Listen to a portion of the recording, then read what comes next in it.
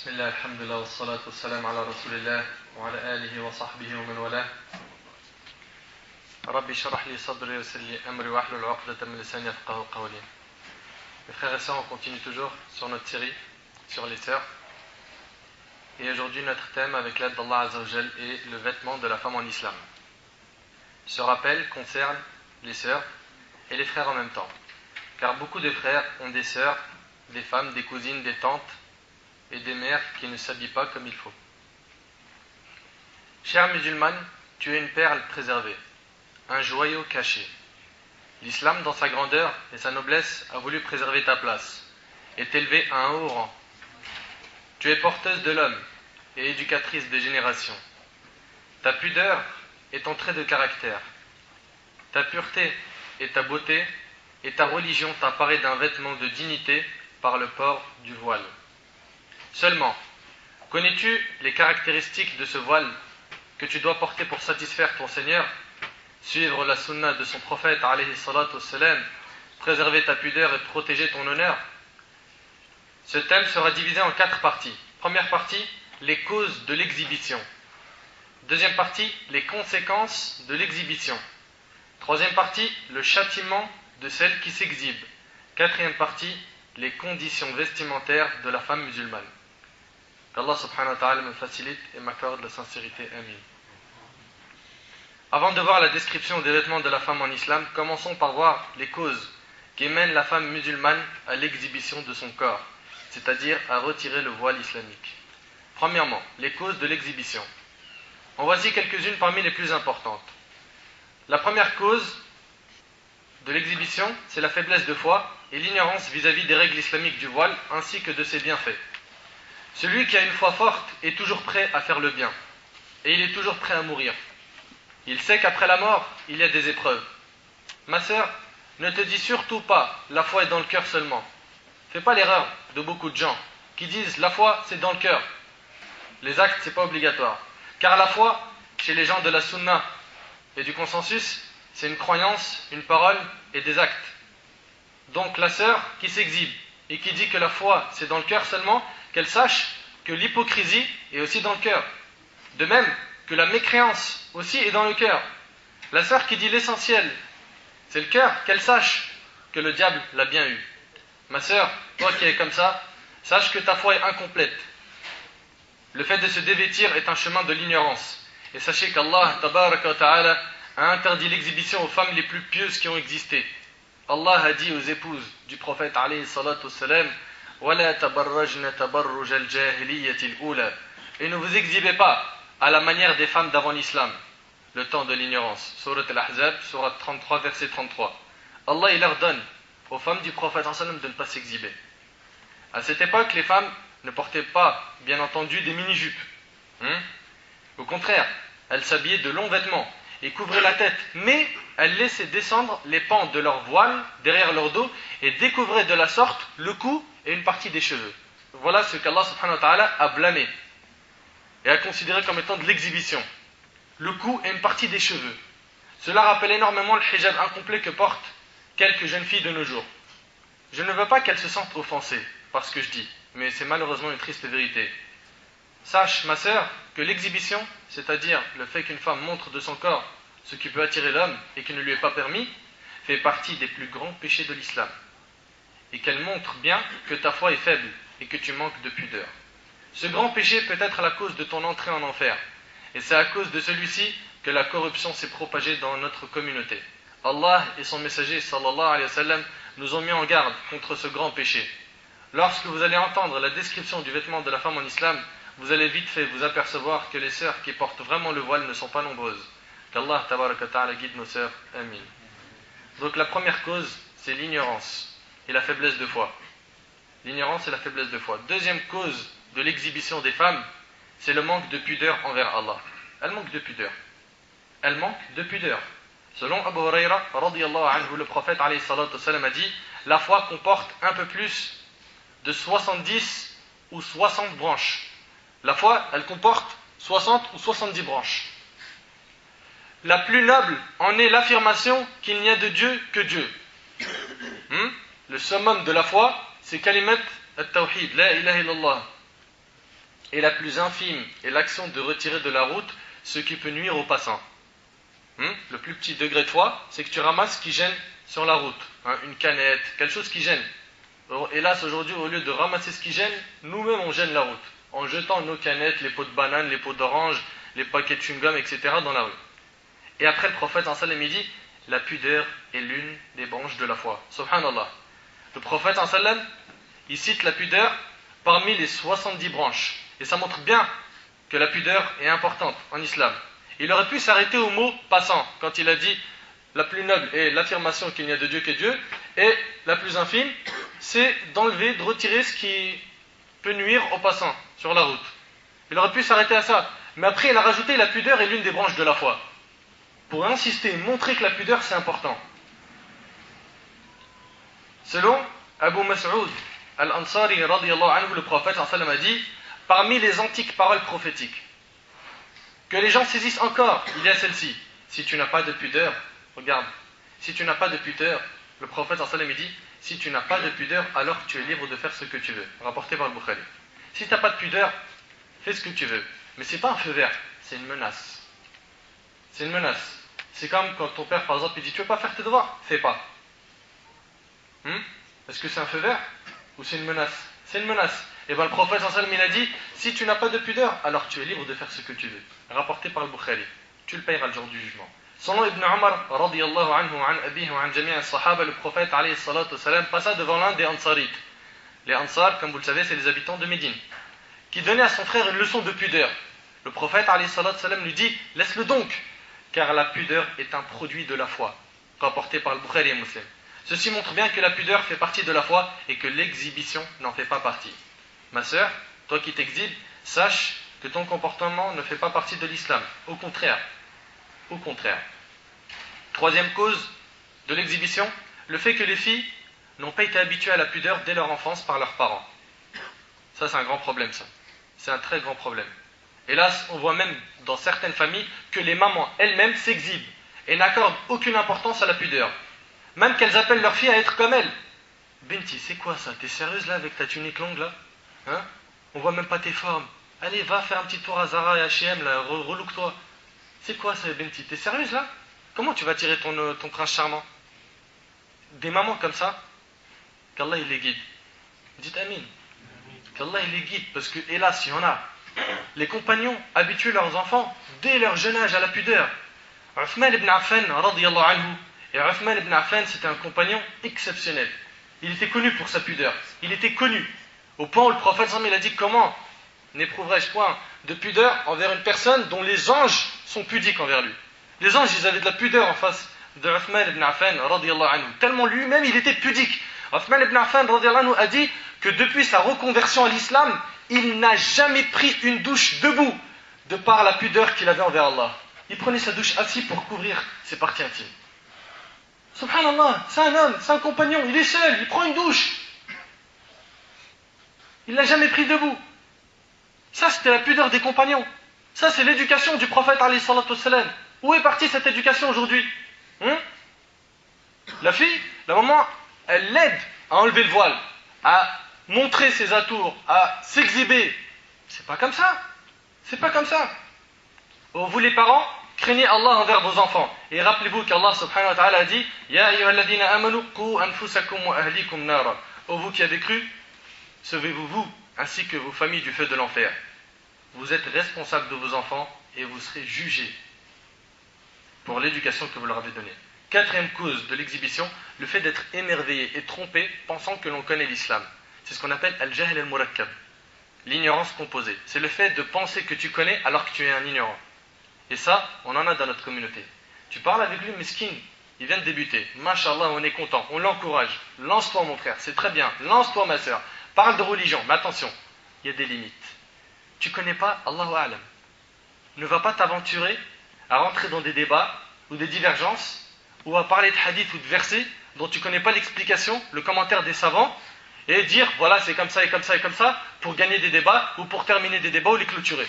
Ne fais pas cette erreur. Ne fais pas cette erreur. Tu vas mentir sur Allah et son prophète sallallahu alayhi wa sallam. C'est grave. Ça fait partie des plus grands péchés de l'islam. Donc les gens ils pensent qu'après avoir lu un livre ou deux dans la religion, Ça y est, il a surfé un peu sur le net, c'est bon, j'ai appris la science. Non, mes frères et sœurs, la science se prend de la bouche des savants, de leurs explications, car nous n'avons pas la capacité de comprendre tout. Tu veux comprendre quelque chose, tu vas demander à quelqu'un qui a compris, quelqu'un qui a étudié. Et tu ne vas pas dire à une personne qui est, alhamdulillah, il vient de faire ses premiers pas en religion, tu lui dis, excuse-moi, dans Sifat al-Salat, par exemple, surtout, c'est le livre qui tourne le plus. La description de la prière du prophète, en fait, c'est comme ça ou comme ça. Si tu connais de manière sûre la chose, réponds. T'hésites, réponds pas. Ne t'aventure pas. Ne t'aventure pas, dis Allahu A'lam. Il n'y a pas de honte. La honte, c'est justement de répondre avec ignorance. Donc, quatrièmement, c'est le fait d'être émerveillé et trompé, pensant que l'on connaît l'islam. Tu parles à une personne, il débat avec toi, il débat. Tu lui ramènes des preuves? Oui, mais. Mais mon frère, que tu me dis oui, mais, je te dis ça. Ouais, mais tel cheikh à la télé. Mais je te dis, qu'Allah, tel Nabi sallallahu alayhi wa sallam. Oui, mais un tel. On s'en sort plus. Et hélas, aujourd'hui, il y a beaucoup de gens, ils n'ont pas de repères. Ils ne savent pas c'est quoi les sources de l'islam. Les sources de l'islam, comme l'a dit l'imam Malik, rahimahullah, ad-din qala Allah wa qala Rasulullah wa ana la a'lam. La religion, c'est Allah, il a dit. Le prophète sallallahu alayhi wa sallam, il a dit, et moi, j'ignore. Je connais rien. L'imam Malik lui-même, il dit ça. Imagine-toi. Aujourd'hui, non. Tout le monde sait. Tout le monde parle. Tout le monde fait des fatwas. Tout le monde dit halal. Tout le monde dit haram. Tout le monde dit ça, je pense. Wallahu alam, ça, non, ça. C'est pas possible. On accepte que tu parles de religion, mais parle dans le petit cercle que tu connais. Ne sors pas de ce cercle. Cinquième cause d'exhibition. Beaucoup de musulmans et de musulmanes ont les cœurs remplis de grandeur concernant la civilisation occidentale, jusqu'à mépriser leur propre personne en voyant qu'ils ne sont rien face aux non-musulmans. C'est le fait de regarder les non-musulmans et de dire « Waouh, ils sont arrivés loin dans la technologie, dans les études, dans la compréhension des choses. Si je m'habille comme l'islam le veut, laisse tomber, je ne vais pas pouvoir m'infiltrer dans les rangs. Je ne vais pas pouvoir m'adapter. Il y aura un décalage entre moi et eux. C'est pas bon. » Donc le fait de voir ou de remplir son cœur de grandeur concernant les autres civilisations, ça amène des fois certaines sœurs ou certains frères de mépriser leur propre personne en voyant qu'ils sont rien. Nous on n'est rien sans eux. Ils sentent qu'ils ont besoin d'eux dans tous les domaines et que tout ce qui est auprès d'eux, les non-musulmans, doit être adopté sans hésitation ni modification, même si cela conduit à ce qui est nocif. Certes, ces musulmans émerveillés et trompés par l'Occident, sont insouciants concernant à la parole d'Allah subhanahu wa ta'ala au sujet des mécréants. Allah dit dans Surat Ar-Rum, dans le verset numéro 7, sur les mécréants, يَعْلَمُونَ ظَاهِرًا مِنَ الْحَيَاةِ الدُّنْيَا وَهُمْ عَنِ الْآخِرَةِ هُمْ غَافِلُونَ. Allah il parle des mécréants en disant, ils connaissent un aspect de la vie présente tandis qu'ils sont inattentifs à l'au-delà. Ils sont très forts dans tout ce qui est la dunya, mais ils connaissent rien de l'au-delà. Ils connaissent rien de l'autre monde, du paradis. Ils connaissent un aspect de la vie présente, dans les technologies, les sciences, masha'Allah, tandis qu'ils sont inattentifs à l'au-delà. Faites attention. Les médias ont aussi un grand rôle dans la propagation de l'exhibition. Même les chaînes des musulmans sont dans le même sac. Hélas, au lieu de construire, ils démolissent, mais alhamdulillah, grâce à Allah, il reste toujours des gens bien qui appellent au vrai. Sixième cause de l'exhibition, la multiplicité des réflexions en direction du voile. Cela n'était pas caché, mon frère, ma sœur, et tu as certes constaté que beaucoup des enfants de notre religion combattent le voile et l'attachement à celui-ci. Dans ta famille, il est possible que ton père ne l'accepte pas, ta mère, ton frère, tes oncles, tes cousins, tes cousines. Personne n'accepte que tu le portes. Donc ça aussi, ça cause l'exhibition, hélas. On voit des sœurs qui allaient le porter, elle l'a pas porté. Pourquoi? On m'a trop fait de réflexion, je l'ai enlevé. Et je sais que tu as peur de le porter à cause du regard et des paroles des gens. Mais Allah subhanahu wa ta'ala dit dans Surat Ali Imran, Surat 3, verset 175, فَلَا تَخَافُوهُمْ وَخَافُونِي إِن كُنْتُمْ مُؤْمِنِينَ. N'ayez donc pas peur d'eux, mais ayez peur de moi si vous êtes des croyants. Écoutez bien le verset, n'ayez donc pas peur d'eux. Il ne faut pas avoir peur de leur regard ni de leurs paroles, mais ayez peur de moi, ayez peur d'Allah subhanahu wa ta'ala si vous êtes croyants. Il y a une condition, si vous êtes croyants. Septième cause d'exhibition, beaucoup de musulmans ont pris des ambiguïtés de la part de prêcheurs, de savants et écrivains contemporains pensant qu'ils sont des gens de la vérité, alors qu'en fait, ils ne le sont point. Septième chose qui cause l'exhibition, c'est elle va voir par exemple un cheikh ou une sœur qui prêche à la télé, ou dans son quartier ou dans sa mosquée, ou une fille qui a étudié un petit peu dans Sharia ou dans telle école, et elle va lui dire non, non, non, le maquillage, il n'y a pas de problème, non, non, non, le rouge à lèvres aussi, ça glisse, ah oui, ça aussi, l'épilation des sourcils, attends, pour le mariage, t'es sérieuse là? Ah oui, j'ai vu un savant qui l'a dit, et bien ça c'est des fatwas, c'est des masaïb, c'est des catastrophes ces fatwas. Et hélas, il y en a beaucoup qui tombent dans l'erreur de ces savants. Les musulmans doivent différencier les prêcheurs de la vérité des prêcheurs du faux. Pour ça, c'est très simple. Très simple. Tu veux savoir comment filtrer l'info? Il faut que cette info vienne du Coran ou de la sunna du prophète. Ça, c'est une chose. Et derrière ça, il faut que tu vois comment les compagnons, comment les meilleures personnes qui ont existé après le prophète ont compris ces textes. Et les paroles des grands savants. Et ça s'arrête aux 4 écoles. Les contemporains, bien sûr, on prend d'eux, surtout dans les choses contemporaines. Ici, ils peuvent nous faciliter la compréhension de ce qui était dit chez les anciens. Donc voilà, ça c'était repère. Et hélas, les gens, comme ils ne connaissent plus les prêcheurs de vérité, les prêcheurs du faux, ils sont victimes du faux et font même partie des fois de ses adeptes. Wallah al-azim, des fois, on voit une personne, elle vient, elle fait khutbah de Jumu'ah. Moi, je me rappelle, quand je faisais des traductions de Jumu'ah, je ne savais pas qu'il allait venir faire la khutbah chaque semaine, c'était des surprises. Wallah al-azim, des fois, ils viennent mentir sur le prophète sallam. Et personne n'est capable de dire, il a dit un hadith mawdou'. Il a dit une parole qui n'existe pas. Personne. Ah, waouh, t'entends que, waouh, subhanallah, Allahu Akbar. T'entends que ça dans la mosquée. Mais aujourd'hui, hélas, on manque un peu de base. De connaître un peu cette info. Elle est vraie, elle est fausse. Les repères, on manque. C'est-à-dire qu'aujourd'hui, il est possible qu'une personne monte sur le minbar, fasse une khutbah, et toute la mosquée, elle gobe. Elle dit, mashallah, celui-là, là, il raconte des histoires. Mashallah, magnifiques, mais elles ne sont pas magnifiques, elles sont inventées. Donc on a besoin d'apprendre, de lire, d'écouter, d'apprendre, lire, écouter. Et écoutez bien, pour connaître les vrais prêcheurs, Ali ibn Abi Talib, radiyallahu anhu, il a donné une astuce. Il a dit, apprenez la vérité, vous connaîtrez ces gens. La vérité, c'est kitab sunnah, avec la compréhension des pieux prédécesseurs. Si tu as appris que c'est comme ça que ça fonctionne, avec le temps, quand tu verras les gens parler, et dire par exemple, un exemple, une bêtise sur les noms et les attributs. Il va te remixer un verset ou un hadith, ou il va te rendre daïf un hadith dans Sahih Muslim ou dans le Bukhari. Toi, tu commences à avoir des repères. Tu vas dire non, celui-là, non. Déjà, non. Ça cloche.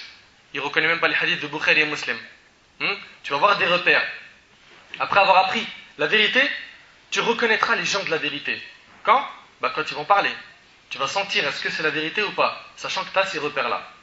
Huitième cause de l'exhibition, l'amour du bas monde et la facilité à l'acquérir ont fait que beaucoup de musulmans n'ont plus l'esprit qui accepte la vérité. C'est ainsi que les non-musulmans tentent les musulmans par divers moyens, dont le plus important est celui de l'argent. Et hélas, l'argent, qui est une grande tentation, a détourné beaucoup de musulmans de la vérité. Wa inna lillahi wa inna ilayhi raji'un. Donc dunya, l'amour de ce bas monde, a détourné beaucoup de nos frères et sœurs et a fait qu'ils n'acceptent plus la vérité. Neuvièmement, s'éloigner des musulmans et de ceux qui s'accrochent à la religion d'Allah, la bonne fréquentation, et se rapprocher des gens des péchés. S'éloigner des bonnes fréquentations conduit avec le temps à s'amuser des règles religieuses et à trouver difficile de les appliquer. Quand tu dis à une personne pourquoi tu pries pas, il dit franchement je vais pas te mentir c'est dur à faire. Tu sais pourquoi c'est dur? Parce que tu restes avec des gens, ils sont loin d'Allah. Et ces gens-là, tant que tu les fréquentes, tu n'arriveras pas à te rapprocher. N'oubliez pas que le prophète a dit l'homme a la religion de son khalil, de son ami proche. L'homme a la religion de son khalil, son ami proche. Prenez garde de bien choisir vos amis. Rapporté par Abu Daoud et Tirmidhi. Et le prophète a dit le cas du bon compagnon et du mauvais compagnon ressemble à celui du vendeur de musc et du souffleur du soufflet, le forgeron. Quant au vendeur de musc, soit il vous donne quelque chose de son musc, soit vous le lui achetez, ou au moins vous partez ayant éprouvé sa bonne odeur. Ça c'est bon compagnon. Tandis que le forgeron brûlera vos vêtements, ou au moins vous partirez ayant éprouvé son odeur répugnante. Rapporté par Bukhari et Muslim. Subhanallah, le hadith il est clair. Il est clair. La cause de l'éloignement du vrai hijab de la part de beaucoup de nos sœurs est la mauvaise fréquentation qu'elles ont. Il y a même des sœurs qui ont enlevé leur hijab à cause de leur mauvaise fréquentation. Sachez que toute personne meurt seule et que ceux qui t'ont appelé à faire des péchés ne te seront d'aucune utilité ni d'aucun secours le jour du jugement. Allah tabaraka wa ta'ala dit dans Sourate Al-An'am, Sourate 6, verset 94, وَلَقَدْ جِئْتُمُونَا فُرَادًا كَمَا خَلَقْنَاكُمْ أَوَّلَ مَرَّةٍ. Et vous voici venus à nous, seuls. Subhanallah, regarde, Allah il nous dit quoi? Et vous voici venus à nous, seuls. Ça, ce sera le jour du jugement. Tout comme nous vous avions créé la première fois. Ma sœur, fais très attention à ta fréquentation. Le jour du jugement, ta fréquentation te laisse. Tu seras seul. Seul face à Allah. Seul, tu devras répondre à tes actes. 10e cause de l'exhibition, l'envie de se marier. L'envie de se marier est aussi une des causes de l'exhibition. Ma sœur, l'homme qui te veut exhiber est désobéissant à Allah. Penses-tu qu'il va prendre soin de toi? La réponse, je te la donne, non. Il ne voudra de toi que ton physique, et tu seras pour lui une chose insignifiante dans sa vie. Par contre, si ce dernier était pieux, il ne penserait qu'à une chose, c'est à te rendre heureuse dans les deux mondes. De plus, en ce qui concerne le pieux, le jour où il pensera au mariage, il ne cherchera qu'une sœur pudique en hijab. 11e cause de l'exhibition, le refus des parents ou du mari. Certains maris refusent que leur femme porte le hijab, car ils trouvent par exemple que ça la vieillit, ou que ça ne lui va pas, n'étant pas convaincus de son obligation dans l'islam. Pareil pour les parents qui disent à leur fille, non, attends, t'es encore trop jeune, tu le porteras quand tu grandiras, alors que la sœur a atteint l'âge de la puberté. Je dis à ces parents et ces maris, craignez Allah, vous devez protéger et préserver vos filles, pas les dévoiler. Vous serez responsables le jour du jugement. Allah dit, Ya ayyuhalladhina amanu qu anfusakum wa ahlikum nara. Dans Sourate Al-Tahrim, Sourate 66, verset 6, ô vous les croyants, protégez-vous, ainsi que vos familles, d'un feu dont le combustible sera les hommes et les pierres. Et toi, ma sœur, avec tout le respect que j'ai pour ta famille ou ton mari, n'écoute personne et obéis à ton Seigneur. Le prophète alayhi salatu wassalam a dit, nulle obéissance à un être humain dans la désobéissance au Créateur puissant et majestueux. Rapporté par Ahmed. Tu n'as pas à obéir à ton père, à ta mère, à ton frère ou à n'importe qui de ta famille quand il t'appelle à désobéir à Allah. Et le fait de te demander de t'exhiber et d'enlever ton hijab, c'est une désobéissance, tu n'as pas à leur obéir. Tu dois obéir à Allah, au prophète sallam, ensuite tes parents. Ça c'est des ordres. Tes parents, ils t'appellent à désobéir à Allah et au prophète sallam, t'avances quoi? Quel ordre? Celui d'Allah et du prophète sallam. Ces 11 causes, wallahu a'lam, sont les plus importantes. Il y en a plus, mais on en a choisi 11. Maintenant, deuxième partie, les conséquences de l'exhibition. 1. La fornication. Beaucoup d'hommes ne pensent qu'à ça et rien d'autre. Et le fait de voir cette proie exhibée dans la rue, ça lui fait des déclics dans sa tête. Il la voit passer, c'est comme un radar qui flash quelqu'un qui a dépassé la limitation de vitesse. Elle passe, schlac, il la flash, il se retourne, il va la voir et il parle avec elle. C'est ça ou c'est pas ça? C'est ça ou c'est pas ça? Mohamed, Viltaneuse. La fornication. Hélas, il y a beaucoup de gens qui pensent qu'à ça. Ils pensent qu'à ça. Mes sœurs qui s'exhibent, sachez que vous êtes la cause de tentation sur terre. Et Allah tabaraka wa ta'ala dit dans Sourate Al-Buruj, Sourate 85, verset 10, Innal ladhina fatanu al-mu'minina wal-mu'minat thumma lam yatubu falahum adhabu jahannam wa lahum adhabu al-hariq. Ceux qui font subir des épreuves aux croyants et aux croyantes, et en vous exhibant, vous êtes des épreuves pour nos frères musulmans. Ceux qui font subir des épreuves aux croyants et aux croyantes, puis ne se repentent pas, auront le châtiment de l'enfer et le supplice du feu. Je répète, ceux qui font subir des épreuves aux croyants et aux croyantes, puis ne se repentent pas, auront le châtiment de l'enfer et le supplice du feu. Mes sœurs, vos vêtements, vos démarches, vos regards, vos sourires, faites attention à tout ça. Donc la première conséquence de l'exhibition, c'est quoi? C'est la fornication.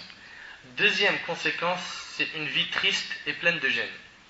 La personne qui s'exhibe, elle sera malheureuse. Et c'est pas moi qui le dis, c'est Allah subhanahu wa ta'ala. Et vous remarquerez que dans tout le dars, il n'y a pas une parole qui vient de chez moi. C'est qala Allah, qala Nabi sallallahu alayhi wa sallam. Je transmets. Je n'interdis pas et je ne rends pas obligatoire une chose. Je transmets. Écoutez bien. Deuxième conséquence de l'exhibition, c'est une vie triste et pleine de gêne. Allah tabaraka wa ta'ala dit dans Sourate Taha, Sourate 20, verset 124, وَمَنْ أَعْرَضَ عَنْ ذِكْرِي فَإِنَّ لَهُ مَعِيشَةً ضَنْكًا. Et quiconque se détourne de mon rappel. Allah dit quiconque se détourne de mon rappel. Tu veux te détourner de la religion, tu veux te détourner des ordres d'Allah, de ses interdictions, détourne-toi. Mais écoute bien. Et quiconque se détourne de mon rappel, mènera certes une vie pleine de gêne. Il ne sera jamais heureux. Il ne sera jamais heureux. Jamais. Ouais, mais non, c'est pas vrai. Des fois, je suis heureux. Ouais, des fois. Mais pas tout le temps. Le croyant, il est tout le temps heureux. Tout le temps satisfait. Même quand il est dans des épreuves, il se dit alhamdulillah, il y a des péchés qui partent. Tout le temps. Voyons ensemble maintenant le troisième grand point, le châtiment de celle qui s'exhibe. Qu'elle sache qu'Allah subhanahu wa ta'ala lui a préparé comme châtiment l'enfer. Ce ne sont pas mes paroles, mais celles du prophète alayhi salatu wassalam. Abu Huraira radiyallahu anhu a rapporté que le prophète alayhi salatu wassalam a dit: il y a deux catégories de gens de l'enfer que je n'ai pas vues. Le prophète ensemble, il ne les a pas encore vus. Mais il décrit deux catégories de gens qu'il n'a pas encore vus. Des gens munis de fouets ressemblant à des queues de bœuf, avec lesquels il fouette les gens. Cela, il ne les a pas vus. Et des femmes mi-nues, mi-vêtues. Mi-nues, mi-vêtues. Elle est habillée, mais elle n'est pas habillée. Elle est habillée, mais quand tu la vois, tu dis, mais elle a oublié de s'habiller. Mi-nue, mi-vêtue. On voit leur forme. Les vêtements, ils sont bien serrés. On ne dirait pas qu'elle est habillée. Elle a des vêtements, mais on dirait qu'elle n'en a pas. Tellement c'est serré, transparent. Tellement c'est découvert.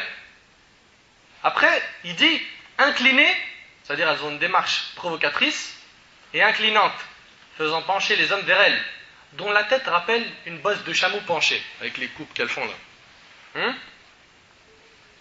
Elles n'entreront pas au paradis. C'est pas moi qui le dis. C'est le prophète, le hadith, il est rapporté par Muslim, Ahmed et d'autres. Elles n'entreront pas au paradis et ne sentiront pas son odeur. Subhanallah, on sent son odeur à une distance de temps et de temps. Celle qui s'exhibe, celle qui s'habille serrée, celle qui montre ses formes, elle fait partie des femmes mi-nues, mi-vêtues. Inclinée, inclinante, elle a une démarche provocatrice, elle fait pencher les hommes vers elle, elle veut les attirer. Eh bien, le prophète il dit, elles n'entreront pas au paradis et ne sentiront pas son odeur. On sent son odeur à une distance de temps et de temps. Ma sœur, penses-tu que tu peux supporter l'enfer? Est-ce que tu sais que le plus petit châtiment en enfer est de marcher sur des braises de feu jusqu'à ce que ton cerveau bouillonne? Ça, c'est le plus petit châtiment. Bien sûr, pieds nus, t'as pas de basket ou de chaussures de sécurité. Pieds nus. Celle qui s'exhibe n'aura qu'une demeure, l'enfer, sauf si elle se repent et qu'elle porte les vêtements qu'Allah subhanahu wa ta'ala et son prophète sallam lui ont demandé de porter. Ma sœur, tu dois porter des vêtements qui ne décrivent pas tes atours. Tu dois cacher tes formes. Bien sûr, tu ne feras ça que si vraiment tu veux le paradis. Quatrième grand titre, maintenant rentrons dans le sujet même, les conditions vestimentaires de la femme musulmane. Prenons connaissance, à travers ce que vous allez entendre, des caractéristiques de la tenue vestimentaire de la femme pieuse qui obéit à son Seigneur et observe ses commandements. Voyons donc comment Allah et son prophète alayhi salatu wassalam désirent que tu te voiles. Voici le détail de ces conditions ainsi que les preuves tirées du Coran et de la Sunna. Ma sœur, avant tout, je te rappelle que le hijab n'est pas un rabaissement, mais il te protège, car en islam, tu es un bijou.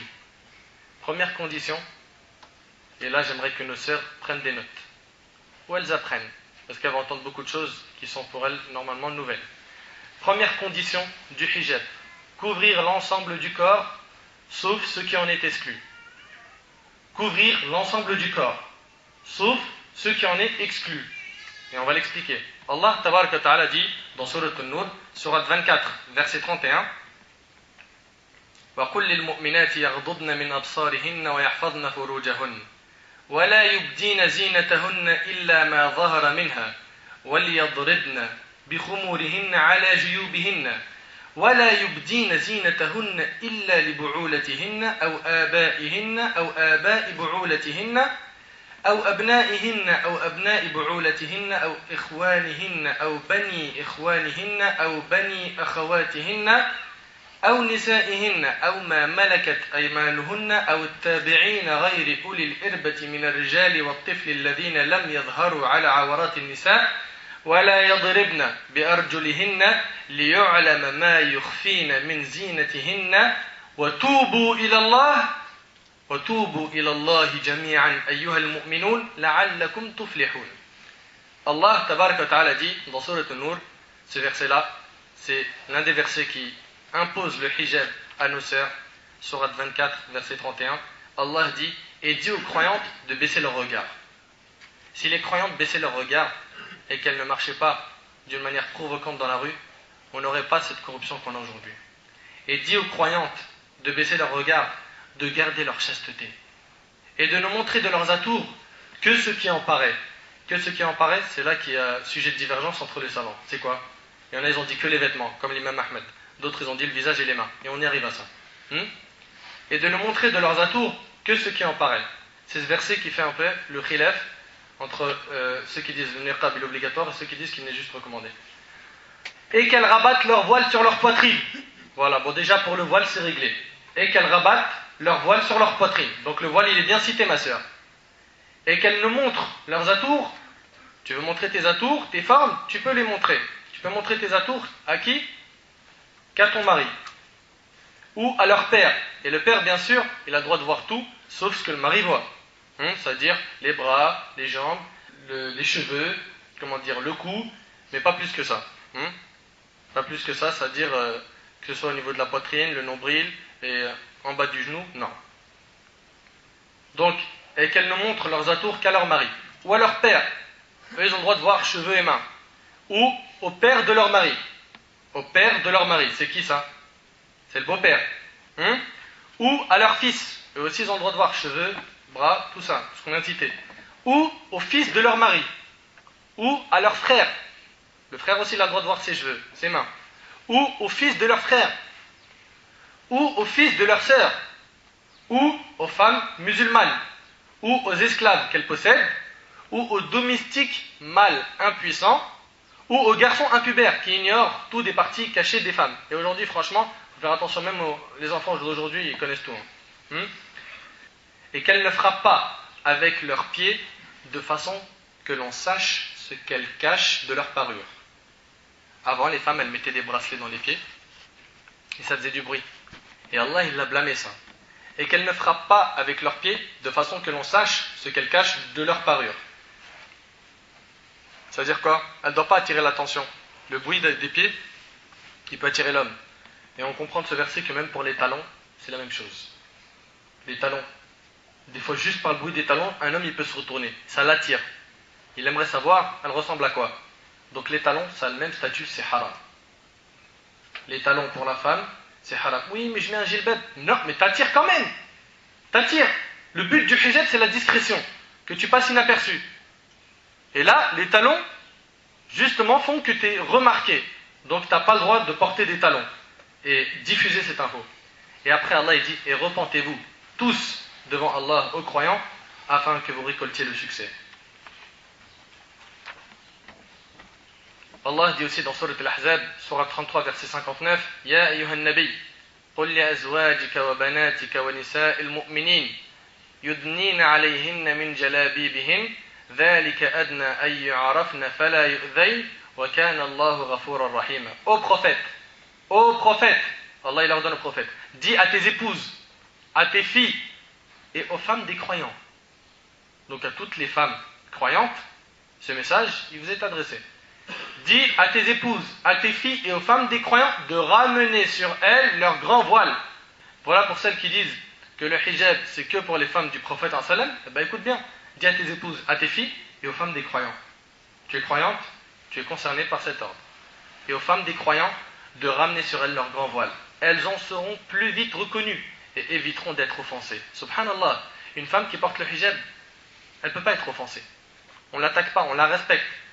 On la respecte. Contrairement à une femme qui s'exhibe, une personne il peut aller lui voler son MP3 ou son téléphone portable, mais il y a toujours ce respect, il y a une barrière, subhanallah, face à la sœur en hijab. Certes, il y a des exceptions, il y a même aujourd'hui des fous qui s'attaquent à elle, mais c'est très rare comparé à une femme qui ne l'a pas. Allah est pardonnant et miséricordieux. Les premières musulmanes, ma sœur, écoute-moi bien, les premières musulmanes ont immédiatement obtempéré à l'ordre divin. Et c'est aux femmes Ansar médinoises que Aïcha radiallahu anha fait allusion dans le hadith qui suit. Ibn Abi Hatim rapporte avoir cité les femmes Qurayshites ainsi que leurs mérites. Celle-ci lui répondit, effectivement, les femmes Qurayshites ont beaucoup de mérites, mais je jure par Dieu que je n'ai jamais vu de meilleures femmes que celles des Ansar. Leur foi en Dieu était plus forte. Dès que la sourate Nour, sourate la lumière, lui été révélée avec les versets du hijab, leurs hommes accoururent chez eux pour en informer leurs épouses, leurs mères et leurs filles, qui appliquèrent aussitôt le verset et se présentèrent le lendemain à la prière de l'aube de Fajr, enveloppés de leur hijab silencieux et immobile. Subhanallah. Dès que les maris ont entendu cet ordre, d'Allah, de la bouche du prophète sallallahu alayhi wa sallam, ils sont partis voir leurs femmes, leurs mères, leurs épouses. Ils sont partis leur dire, il y a le hijab qui vient d'être révélé tout de suite là au prophète sallallahu alayhi wa sallam. Vous savez ce qu'elles ont fait? Elles avaient toutes deux vêtements à la maison. Un qu'elles portaient et elles changeaient avec l'autre. Le deuxième vêtement, elles l'ont pris avec des ciseaux, elles l'ont coupé, elles en ont fait un hijab et le lendemain, elles étaient avec un hijab. Immédiatement, elles l'ont porté. Pas de oui, mais attends, je suis pas encore convaincu, je suis pas prête, j'ai pas fini mes études, mais papa, mais mon chi, mais mon ça. Mais... Direct, immédiatement. J'aimerais tellement que tous les hommes qui écoutent ce hadith le transmettent à leurs épouses. Dans un autre hadith, Al-Bukhari rapporte que Aïcha radhiyallahu anha a dit que Dieu accorde sa grâce aux femmes qui ont émigré avec le prophète sallallahu alayhi wa sallam, car elles ont été les premières à appliquer le verset qu'elles rabattent leur voile sur leur poitrine, en découpant le long et ample voile qui les couvrait pour se cacher la gorge et la poitrine en même temps que la tête. Elles obéissaient sans négocier les ordres d'Allah et de façon directe, alors qu'elles auraient pu dire demain ou après-demain ou autre. Allah dit en ce qui concerne les femmes atteintes de la ménopause, les femmes qui sont atteintes de la ménopause. La ménopause est une baisse importante du taux des hormones sexuelles et c'est à la fin du cycle de la fertilité chez la femme. Ça intervient à peu près dans les environs de 50 ans comme ça. Dans Surat An-Nur, Allah dit وَالْقَوَاعِدُ مِنَ النِّسَاءِ اللَّاتِي لَا يَرْجُونَ نِكَاحًا فَلَيْسَ عَلَيْهِنَّ جُنَاحٌ أَنْ يَضَعْنَ ثِيَابَهُنَّ غَيْرَ مُتَبَرِّجَاتٍ بِزِينَةٍ وَأَنْ يَسْتَعْفِفْنَ خَيْرٌ لَهُنَّ وَاللَّهُ سَمِيعٌ عَلِيمٌ. Et quant aux femmes atteintes par la ménopause, Allah dit dans Surat An-Nur, Surat 24, verset 60, et quant aux femmes atteintes par la ménopause, qui n'espèrent plus le mariage, nul reproche à elles d'enlever leurs vêtements de sortie. Et si elles cherchent la chasteté, c'est mieux pour elles. Abdullah ibn Mas'ud radhiyallahu anhu déclare la femme est nudité. La femme est une nudité, rapportée par Tabarani authentique. Ça veut dire quoi? Ça veut dire qu'elle doit couvrir tout son corps. C'est une nudité, elle doit couvrir tout son corps et laisser apparaître que ce qui est autorisé. Le visage et les mains selon l'avis de la majorité des savants, à savoir l'imam Shafi'i, Malik et Abu Hanifa. Pour le verset là, illa ma zahara minha, que ce qui en paraît, certains savants disent qu'il s'agit du visage et des mains. Ceci est rapporté d'Ibn Abbas, Ibn Mas'ud, Anas, Aïcha, Malik, Shafi'i, Abu Hanifa, Ibn Hazm et un grand groupe parmi les tabi'in. D'autres précisent que cela concerne la tenue vestimentaire elle-même. C'est pour ça qu'ils imposent le niqab. Ils disent voilà, elle a le droit de montrer que ce qui en apparaît, et ben c'est juste le vêtement. C'est l'avis de Abida al-Wahidi, al-Hassan al-Basri, Mohammed ibn Ka'b, Saïd ibn Jubayr et l'imam Ahmad. Il y a donc divergence à ce sujet, la majorité du premier avis. L'imam Ahmad pense pour sa part que la femme entière est nudité et que rien de son corps ne doit paraître. Quoi qu'il en soit, on se doit de respecter la divergence car celle-ci est fondée. Qu'une personne porte le niqab ou elle ne le porte pas, toi, c'est de respecter cette divergence. Tu respectes les deux opinions. Tu ne vas pas critiquer une telle parce qu'elle le porte ou l'autre parce qu'elle ne le porte pas. Ata ibn Rabah a dit, Ibn Abbas radiyallahu anhu m'a dit, veux-tu que je te montre une femme de ce que Dieu destine au paradis? Mes sœurs, ouvrez bien vos oreilles. Veux-tu que je te montre une femme que Dieu destine au paradis? Je dis oui. Il dit, cette femme noire. Cette femme noire est venue dire au prophète, alayhi salam, j'ai des crises d'épilepsie, au cours desquelles il m'arrive de me découvrir malgré moi.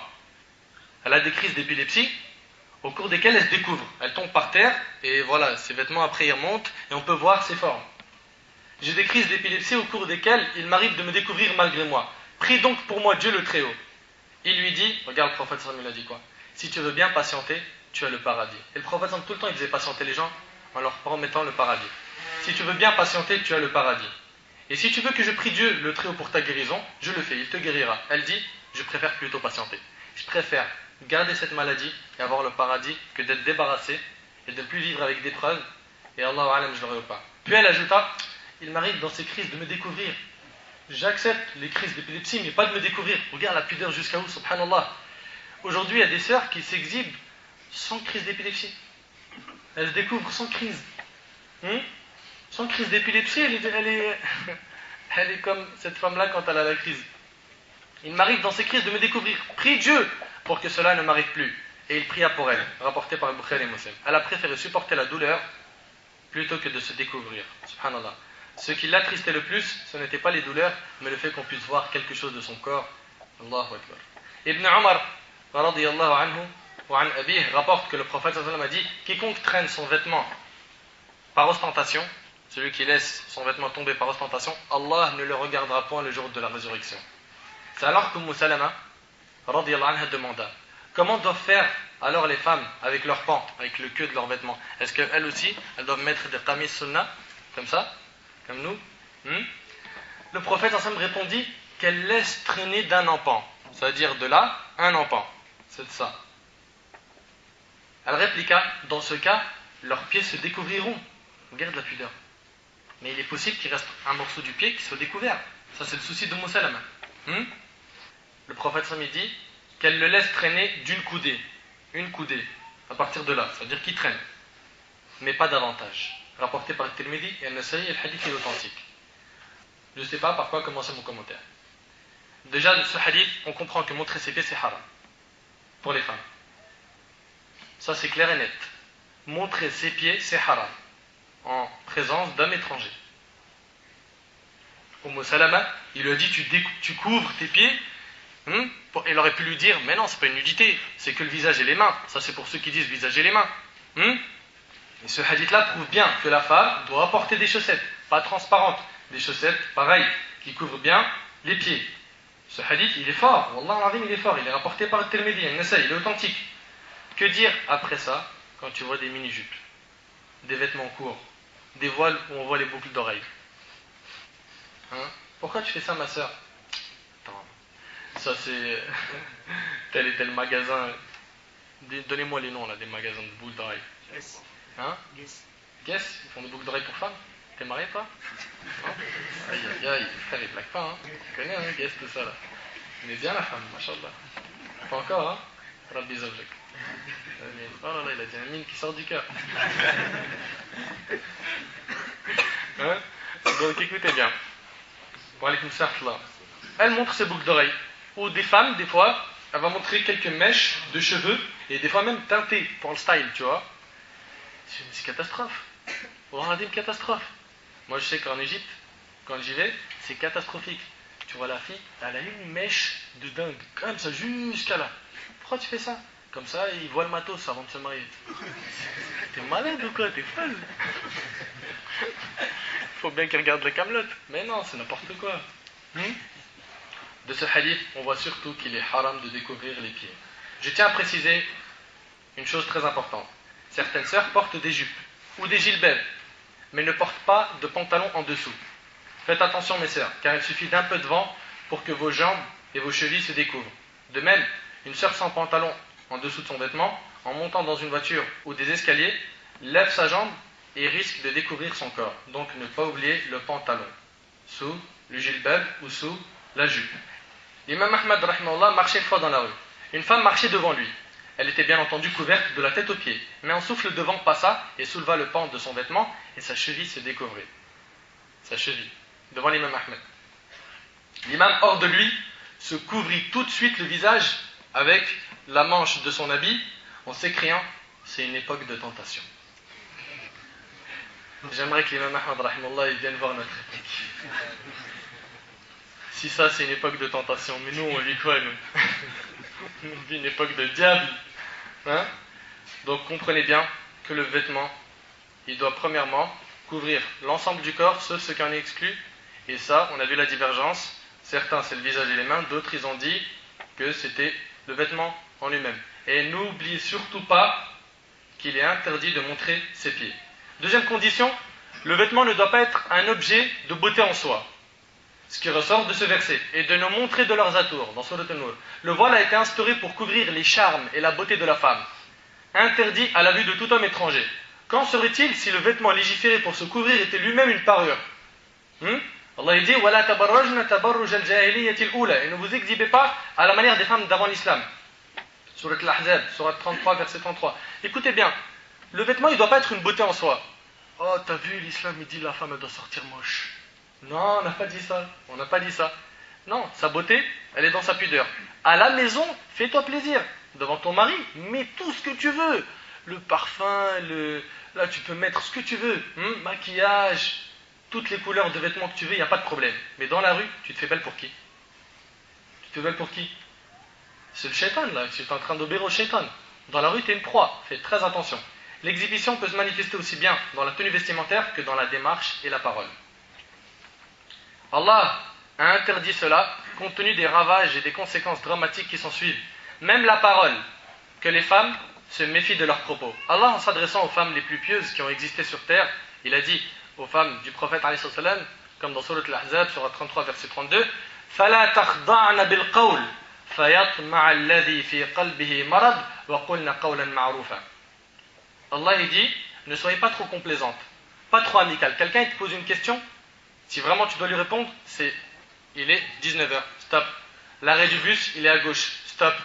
Pas de, comme on voit aujourd'hui, à l'arrêt du bus, tu prends la première à droite, avec la voix douce là, hein, le mec il commence à péter un câble, après gauche, après dès que tu arrives à l'arrêt de bus, tu veux que je t'accompagne?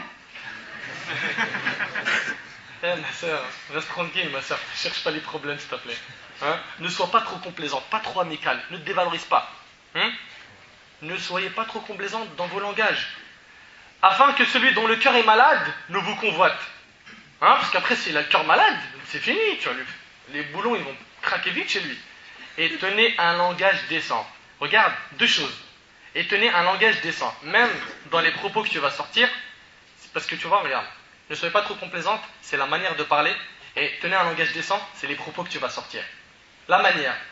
Parle normalement, pas de en fait, mais reste tranquille. Ne rends pas fou nos jeunes, ils sont déjà assez messekines, je les connais, ils pètent un câble. Tous ils veulent se marier tellement ils deviennent fous. Donc fais attention, ne sois pas complaisante. Et deuxièmement, quand tu parles, tiens un langage décent, c'est-à-dire que tu peux tenir un langage, tu dois tenir un langage normal, mais dans ce normal, dis pas des mots qui sont doux, qui font craquer, qui portent à confusion. Ouais, exactement. Machallah, ton camis ou un délire comme ça. Fais gaffe. Fais gaffe. Fais gaffe. Tout ce qui constitue pour le vêtement de la femme un signe de beauté, comme une couleur, un motif décoratif, des boutons ou de la dentelle, est interdit. Et la femme n'a pas le droit de le porter. Parmi les choses les plus répréhensibles de nos jours, on relève l'utilisation des couleurs vives ou de la dentelle dans la confection des voiles et vêtements féminins. Tout ceci participe à l'embellissement du vêtement. À l'heure actuelle, de nombreuses femmes portent de larges vêtements, mashallah, conformément aux conditions religieuses. Or, elles font preuve d'un laxisme manifeste, au point que certaines portent des vêtements fluo, qu'on aperçoit de très très loin. Car il n'est pas permis à une femme musulmane de porter un vêtement doté d'une certaine beauté en présence d'hommes étrangers, car cela attise les désirs enfouis et les envies cachées. C'est bien compris? L'imam al-Zahabi, dans son livre Al-Kabair, met en garde contre ce type de voile artificiel et de vêtements exhibitionnistes. Il dit, parmi les actes pour lesquels la femme est maudite, on note le fait de laisser apparaître la beauté. L'or, elle marche, ses bracelets là, et elle les montre bien aux gens. L'or, et les perles sous le voile, ou les boucles d'oreilles sous le voile, de se parfumer avec du musc, ou de l'ambre, ou de se parfumer quand elle sort, de porter des vêtements de différentes teintes, des boutons de soie, des survêtements courts avec des vêtements longs et des manches longues et larges. Tout ceci fait partie de l'exhibition qu'Allah réprouve et dont l'auteur est détesté par Allah sur terre et dans l'au-delà. C'est en raison de ces actes auxquels la plupart des femmes s'adonnent que le prophète a dit « J'ai regardé l'enfer et j'ai vu que la plupart de ses résidents étaient des femmes. » L'exhibition, mes sœurs, a causé que la plus grande partie des gens de l'enfer, le plus grand nombre des gens de l'enfer sera des femmes. Cela est également conforté par le hadith d'Abu Hurayra, dans lequel le prophète a dit, regarde ce qu'il dit le prophète, n'empêchez pas les servantes d'Allah de se rendre dans les mosquées d'Allah. C'est pas interdit que la femme elle vienne dans la mosquée. Et qu'elle sorte sans se parfumer, tafilet. Et qu'elle sorte sans se parfumer, tafilet en fait, c'est-à-dire sans se faire belle. Quand tu sors, tu ne dois pas te faire belle. Le hadith il est rapporté par Ibn Abi Shayba, Ahmad, Abu Daoud, Ibn Khuzayma. Il est fiable. Si le prophète interdit qu'elle se fasse belle en allant à la mosquée, alors que seuls les hommes pieux y vont, en règle générale, que dire alors sur le fait d'aller dans des endroits où se trouvent des hommes au cœur malade? Que dire alors de ça? La femme, par conséquent, ne doit pas changer son odeur naturelle au moyen d'un parfum, par ordre du prophète et on y arrive à ça. Il ne faut pas qu'elle ait recours à tout artifice de beauté qui pourrait attiser les désirs des hommes. Exemple, maquillage. Le pire, c'est qu'elle ne met pas le maquillage pour son mari. Son mari mesquine, il voit que l'odeur de l'oignon, la sueur, le visage, comme on l'a dit, un cheveu en pétard et toute la panoplie. Et quand elle sort, elle est sur son 31, 29, 70. Elle est au top. Ma soeur, haram alik, ma soeur. Haram ce que tu fais, c'est haram, c'est grave. Mesquine, il souffre. Il s'est marié pour au moins ses yeux, il voit quelque chose de beau. Et il voit cette beauté quand elle est devant le miroir et qu'elle va sortir. Pour qui? Pour les étrangers. Et moi? Moi, j'ai pas le droit? Ah, vas-y, c'est bon, là, on est mariés, c'est bon, c'est réglé pour toi. Je ne dis pas que la femme doit porter des habits usés ou déchirés. L'islam ne dit pas ça, mais juste de passer inaperçu face aux hommes, sans les attirer. La femme a le droit de porter autre que du blanc ou du noir, mais en évitant que la couleur du vêtement ne soit pas tape à l'œil, ou constitue une beauté, comme c'est le cas des couleurs vives et étincelantes d'aujourd'hui. Ces dernières ne sont pas permises à la femme musulmane, vu l'attirance et le désir qu'elles engendrent. Et en voici la preuve. Abdullah ibn Amr ibn al-As radiyallahu anhu rapporte: nous descendions un col, un passage étroit entre deux montagnes, en compagnie du prophète sallallahu alayhi wa sallam. Lorsqu'il se tourna vers moi et s'écria que je portais un vêtement fin, teint au kartam, c'est un jaune foncé. Quel est ce vêtement fin que tu portes? Lui demanda le prophète sallallahu alayhi wa sallam. Je suis alors ce qui l'avait réprouvé. Je me rendis auprès des miens qui étaient en train d'allumer leur four à pain et j'y jetai le vêtement. Il a jeté le vêtement. Le vêtement, il l'a jeté, il n'en voulait plus parce que le prophète il l'a blâmé. Le lendemain, je me rendis chez le prophète sallallahu alayhi wa sallam qui me questionnait: oh Abdullah, qu'as-tu fait du vêtement fin? Je l'en informais. Le poursuivi: pourquoi ne pas en avoir vêtu certains de ta famille? Car il n'est pas un mal pour les femmes. Rapporté par Ahmed, Ibn Abi Shayba, Abu Daoud, Ibn Majah. Regardez bien, il lui a dit: ce vêtement fin, toi tu n'avais pas à le porter, il est transparent, mais pourquoi tu ne l'as pas donné à ta femme? Et attention, la femme, elle doit bien comprendre qu'elle a le droit de le porter, mais où? Barakallahu fi. Dans la maison, t'as quel âge toi? 2 ans et demi, il a compris, mashallah. J'espère que nos sœurs qui ont 20 ans vont comprendre comme toi. Donc, on doit bien comprendre ça. C'est là un acte auquel s'adonnaient certains compagnons. D'ailleurs, Ibn Abi Mulaika rapporte: j'ai vu Salama porter une tunique et un long pagne teint au kartam. Salama, la femme du prophète sallallahu alayhi wa sallam, elle a mis autre que le noir, ma sœur. Elle a mis un vêtement de couleur kartam et on vous a dit ça virait au jaune. Mais attention, quel jaune? Pas le jaune flash fluo. C'est des couleurs qui n'attirent pas. Parce que les femmes du prophète sallallahu alayhi wa sallam, elles avaient très bien compris. Ça veut dire quoi? Il ne faut pas s'exhiber, montrer ses atours, être une fitna. Abu Qasim ibn Muhammad déclare que la mère des croyants, Aïcha, avait des vêtements teints au kartam, alors qu'elle était en état de sacralisation. Elle était au hajj. Et elle avait des vêtements aussi teints au kartam. Donc ils ont mis autre que le noir. Pour sa part, Fatima bint al-Mundhir relève qu'Asma mettait des vêtements teints au kartam, bien qu'elle était en état de sacralisation. Le hadith il est rapporté par Ibn Abi Shayba, il est authentique. On voit donc que tu as le droit de porter d'autres couleurs. Notez que les couleurs non fitna, qui n'attirent pas l'homme, comme le bleu marine, le marron, le gris, le bordeaux, tout ce qui est foncé, le vert foncé et toutes les autres couleurs discrètes de ce type sont permises, et que tout ce qui est fluo ne l'est pas. Jaune fluo, orange fluo, rouge fluo. Mes sœurs, on vous a déjà dit que vous n'êtes pas des arcs-en-ciel. Faites attention. Je tiens également à préciser que le vêtement de la sœur musulmane ne doit pas forcément être un gilbab en une pièce. Attends, t'es sérieux là? Tu nous choques. Doucement, respire. Déjà, un petit coup là d'oxygène, ça va te faire du bien.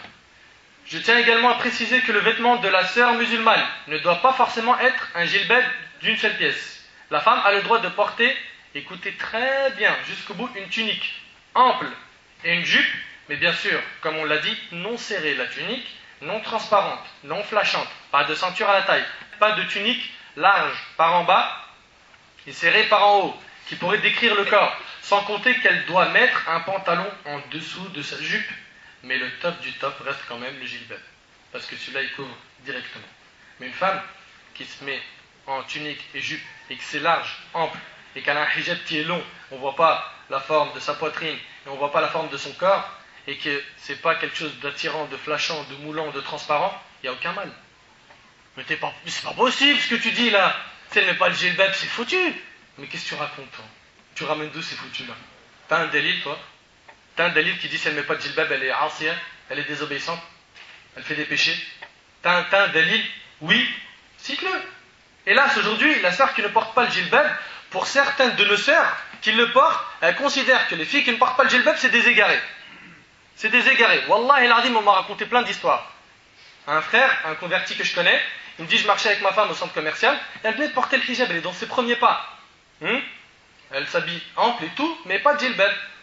Une sœur, elle passe en gilbab, elle la regarde, elle lui dit salam, elle l'a regardé, elle lui a pas répondu le salam. C'est de la folie. C'est de la folie, c'est de la folie. écoutez bien, j'ai un hadith à vous citer, mes sœurs, vous qui êtes comme ça.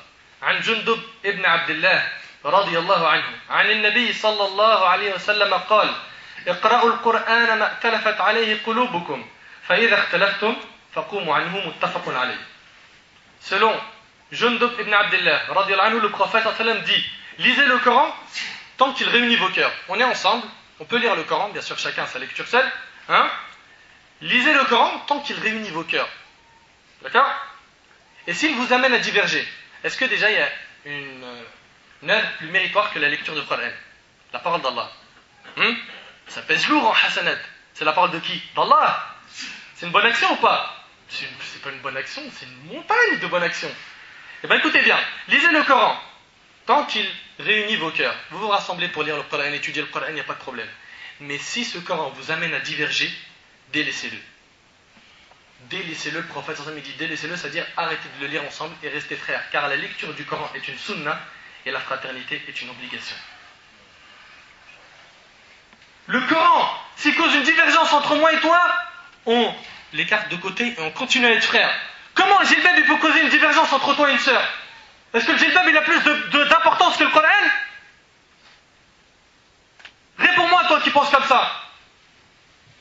Pourquoi ne pas dire que demain elle peut être comme moi? Pourquoi ne pas être miséricordieuse envers elle et essayer de l'attirer par mon comportement? Subhanallah, le Coran, s'il cause une divergence entre moi et toi, le prophète il le dit, et le hadith il est rapporté par le Bukhari et Muslim. Donc si l'œuvre la plus méritante dans notre religion, qui est la lecture du Coran, doit être délaissée s'il cause une divergence entre deux musulmans, que dire de ceux qui s'embrouillent, ou coupent des liens, ou ne se passent pas le salam, ni se le rendent par le fait qu'elles ne portent pas le jilbab? Que dire de ça?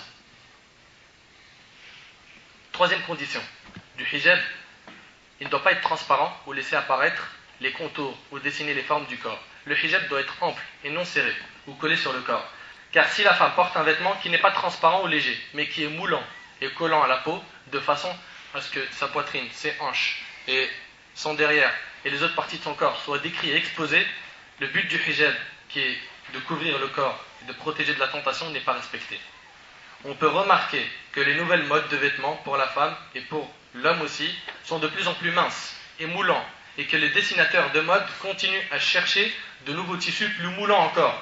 Et ils ne font que pousser les gens vers le nudisme, l'impudeur et la perversité. On a même entendu parler dernièrement de la mode des mécréants, qui se font peindre le corps et qui marchent complètement nus. En réalité, il n'y a pas de grande différence entre se peindre le corps et porter des vêtements moulants. Et je vous rappelle que le prophète sallallahu alayhi wa sallam, il a dit: il y a deux catégories de gens que je n'ai pas encore vues, des femmes mi-nues, mi-vêtues. Donc quand tu t'habilles moulant ou transparent, tu es mi-nu, mi-vêtu, et le prophète me dit, elles ne sentiront pas l'odeur, elles n'entreront pas au paradis et elles ne sentiront pas son odeur. Ibn Abd al-Barr al-Maliki rahimahullah déclare, il désigne ici par le terme vêtu nu, celles qui portent des vêtements légers, épousant les formes et ne couvrant pas. Elles sont vêtues de fait mais nues en réalité. Oussama ibn Zayd al-Kalbi radiyallahu anhu rapporte que le prophète sallam le fit mettre une tenue copte épaisse. Une tenue copte épaisse. C'était un présent de Dahi al-Kalbi. J'en vêtis alors mon épouse. Le prophète sallam me demanda: pourquoi ne portes-tu pas la tenue copte? Ô messager d'Allah, j'en ai habillé mon épouse, répondis-je. Le prophète sallam répondit alors: ordonne-lui de porter une robe en dessous de son vêtement, car je crains qu'elle laisse apparaître ses formes. Rapporté par Ahmed. Tu vois, ce vêtement-là, le prophète sallam, de peur que l'on voit ses formes, il a demandé qu'elle mette un vêtement en dessous. Donc ma sœur qui sort en jilbab ou en jupe, sans pantalon en dessous, crains Allah, porte-le, c'est mieux pour toi. Ceci constitue donc une preuve manifeste quant à l'interdiction de porter des vêtements montrant les formes ou dessinant les contours du corps. La tenue copte est un vêtement égyptien fin et léger. Sans vêtement porté en dessous, les formes du corps de la femme apparaissent, ainsi que ses charmes, même la couleur de sa peau pourrait être visible. Al-Qama ibn Abi Al-Qama rapporte: Hafsa bint Abdurrahman ibn Auf entra auprès de Aïcha, l'épouse du prophète, en portant un voile léger, un voile transparent. Aïcha le déchira alors et lui donna un autre plus épais, rapporté par Malik dans son montant. Aïcha lui a déchiré ce vêtement, pourquoi? Parce qu'il n'était pas épais, transparent. La sœur aujourd'hui, elle porte même un gilbab, et des fois ils sont transparents. Elle porte une tunique, elle est transparente. On voit des fois même les sous-vêtements. Ma sœur, fais attention à ce que tu mets. C'est grave, Wallah el-Azim, c'est grave. Après tout ça, que dire de nos sœurs qui s'habillent super serrées sous prétexte qu'elles font du tennis, de la gymnastique ou de la natation? Quatrième condition du hijab, il ne doit pas être parfumé. Elle ne doit pas mettre de parfum. Cela fait partie de l'exhibitionnisme qui a été interdit à la femme selon le verset. Et ne vous exhibez pas à la manière des femmes d'avant l'islam. Cette condition s'inscrit dans le cadre des charmes que la femme ne doit pas exposer d'après le verset et de nous montrer de leurs atours le verset. Il suffit qu'une femme mette du parfum, passe près d'un homme pour attirer son attention. Il marche mesquine dans, je sais pas moi, un couloir du métro ou autre, il sent un parfum et pareil, c'est quoi? C'est comme tout à l'heure, hein, le flash du radar. Il s'arrête, il examine, il analyse, il regarde, il se dit ouh là là, ça sent trop bon. Et il se retourne, il peut se retourner aller la draguer et après ça mène à la fornication que par l'odeur. Donc fais attention ma sœur. Et bien sûr, il n'y a pas seulement fais attention, tu vas écouter quelques hadiths. Un certain nombre de hadiths authentiques ont été rapportés pour stipuler l'interdiction à la femme de se parfumer en présence d'hommes étrangers. Parmi eux, il y a le hadith rapporté par Abu Huraira, radiyallahu anhu, selon lequel le prophète alayhi salatu wassalam a dit que toute femme qui a touché à l'encens, sorte de parfum, ne se joignait pas à nous pour la prière du Isha. Rapporté par Muslim, Abu Daoud et Nasa'i. Subhanallah, t'as pas le droit de rentrer à la mosquée si t'as mis du parfum. Imaginez-vous les autres endroits. Imaginez-vous les autres endroits. Abu Musa al-Ash'ari radiyallahu anhu rapporte que le prophète s'en a dit toute femme qui se parfume, puis passe près de gens pour qu'ils sentent son odeur est fornicatrice. Je répète, le prophète alayhi salatu wassalam a dit toute femme qui se parfume, puis passe près de gens pour qu'ils sentent son odeur est fornicatrice. Rapporté par Ahmed, Abu Daoud et Tirmidhi et Nasa'i. Le fait juste de mettre du parfum et qu'un homme te sente, tu as commis la fornication. Tu l'acceptes, ma soeur? Je pense pas. Fais attention au parfum. Ouais, mais ça veut dire j'ai pas le droit. Si, tu as le droit. Quand? À la maison, pour ton mari, quand tu es avec la famille. Mais quand tu sors, pas de parfum. Oui, mais je mets 2 touches sur le hijab. Mais fais attention, c'est dangereux. C'est dangereux. Joue pas avec le feu. Zaynab al-Thaqafiyya déclare que le prophète alayhi salatu wassalam a dit si l'une d'entre vous participe à la prière du Isha, dans une version vient à la mosquée, qu'elle ne se parfume pas cette nuit-là. Rapporté par Muslim et Nasa'i. Ces hadiths montrent clairement que la femme qui se parfume en présence d'étrangers commet un des péchés majeurs, attirant sur elle la malédiction. Par contre, pour son mari, t'as le feu vert. Cinquième condition du hijab, ne pas ressembler aux vêtements masculins, ni à ceux des non-musulmanes. L'imitation des hommes et des non-musulmanes constitue une grande interdiction. L'imam al-Zahabi rahimahullah cite dans son livre Al-Kaba'ir, 28e péché majeur, le garçon manqué et l'efféminé. D'ailleurs, quiconque imite l'autre sexe est maudit. La mère des croyants, Aïcha radhiyallahu anha, rapporte dans le hadith que rapporte l'imam Abu Daoud, le messager d'Allah a maudit la femme qui veut ressembler à l'homme. Il a maudit la femme qui veut ressembler à l'homme. Abu Huraira radhiyallahu anhu déclare, le prophète alayhi salatu wassalam a maudit l'homme qui porte un vêtement de femme et la femme qui porte un vêtement d'homme. Rapporté par Ahmed, Abu Daoud et Nasa'i. De ce hadith, on déduit que l'homme n'a pas le droit de porter de vêtements de femme. On a aujourd'hui, hélas, des hommes qui sont efféminés. Ils aiment mettre des trucs de femme et avoir des manies de femme. Et tu n'as pas le droit d'imiter la femme, toi qui es homme, dans ton comportement, dans tes propos, dans ta manière de te vêtir. Et pareil pour la femme. Et qu'il sache, cet homme-là, qu'il est maudit par Allah. Pareil pour les hommes qui portent des gourmettes, des chaînes en or ou en argent. Ceux-là aussi sont concernés par le hadith. Parce que ça, à la base, c'est une parure dédiée aux femmes. Le fait de porter des chaînes, des gourmettes, c'est pas pour les hommes. L'homme, il a le droit à la bague et à la montre. Stop. Ibn Abbas, radiyallahu anhu, informe que le prophète, alayhi salatu wassalam, a maudit les hommes efféminés et les homasses d'entre les femmes. Rapporté par le Bukhari. Ainsi, il n'est pas permis à la femme de porter un vêtement doté d'une imitation masculine. Car cela consiste à s'opposer à la volonté d'Allah. C'est comme si tu disais, en fait, j'aurais aimé être un homme. Et on en voit, collège, lycée, BTS ou fac ou autre, elle aurait kiffé être un homme. Donc cela consiste à s'opposer à la volonté d'Allah et à refuser la forme parfaite qu'il lui a donnée. Et hélas, il y a des sœurs, leur kiff c'est de se faire passer pour des hommes. Allah l'a dit, je me rappelle au collège, une fille elle venait, là c'est une arabe, elle venait, elle nous disait, j'ai pas envie d'imiter le ton qu'elle utilisait mais c'est abusé. Vous connaissez les filles qui jouent les mecs là? On a envie de m'en faire. Vous connaissez ces trucs là? Elle est venue, je me rappelle. Elle a dit hier soir, avec point. Vous imaginez un peu la manière dont elle a dit. Mon frère, il m'a demandé de lui ramener un poste, un autoradio. Je suis parti avec mes copines de la cité. On a pété une fenêtre. On a pris le poste d'autoradio. Ah ouais, un pionnier. Je sais pas quoi. Allah, il les guide pour pas dire quelque chose d'autre. Ils n'en portent pas. Hein? Ceci est clairement visible de nos jours. Les femmes portent couramment des pantalons. Attends, mais qu'est-ce que tu racontes là? Ah oui, le pantalon c'est pour les hommes. Et la femme elle n'a pas le droit d'en porter, c'est haram. Mais non, mais si, mais non, mais si, mais arrête. Mais il n'y a pas d'arrête, c'est imitation des vêtements des hommes. Elle a le droit d'en porter en dessous d'une jupe ou d'un gilbert pour couvrir. Mais stop, stop. Dans leur pourquoi elle va mettre un jean? Pourquoi elle va mettre un pantalon? C'est pas un vêtement pour femme. Et des fois, elles revêtent de complet. Elles revêtent le complet traditionnel de l'homme, à savoir le costume. D'autres vont jusqu'à porter des cravates. Or, ce sont là des vêtements propres aux hommes. D'autres, pour elles, c'est coupe garçon. Pareil, tu as le droit de te couper les cheveux, mais tu n'as pas le droit de ressembler à un garçon. Tu n'as pas le droit de faire cette coupe ma soeur. Coupe garçon, elle s'appelle en plus. Tu peux les couper, mais juste un petit peu. Faut pas que tu ressembles à l'homme. T'en as même qui portent des vêtements d'hommes, des survêtements. Jeans. Elle reste dans les cages d'escalier, les sœurs. Elle crache. Elle fume un joint. Wesh mouloud. Bien quoi, check. Toute la panoplie. Sans compter leur manière de parler. Wallah al-azim, elle croit que c'est de la bombe, comment elle parle. Miskine. Miskine, miskine. Pour pas dire un autre mot, parce que là, ça me pique là. J'ai pas envie de dire d'autres choses, après ils vont dire que tu les attaques, t'agresses. J'y vais doucement. Là, tardap, maîtrise ta colère. Tout comme la femme n'a pas le droit de copier les hommes dans sa tenue vestimentaire, il en va de même quant à l'imitation des non-musulmanes. Si cette interdiction faiblit dans son cœur, la musulmane imitera progressivement la non-musulmane, aussi bien dans son allure que dans sa conduite et finalement peut-être dans sa croyance. Qu'Allah nous en préserve. Le prophète a dit dans Bukhari et Muslim, différenciez-vous des polythéistes. C'est un ordre. Tu n'as pas à t'habiller comme les non-musulmans. Tu dois avoir ta propre personnalité et pas imiter comme un mouton. Dans un autre hadith, le prophète a dit, différenciez-vous des Masdéens.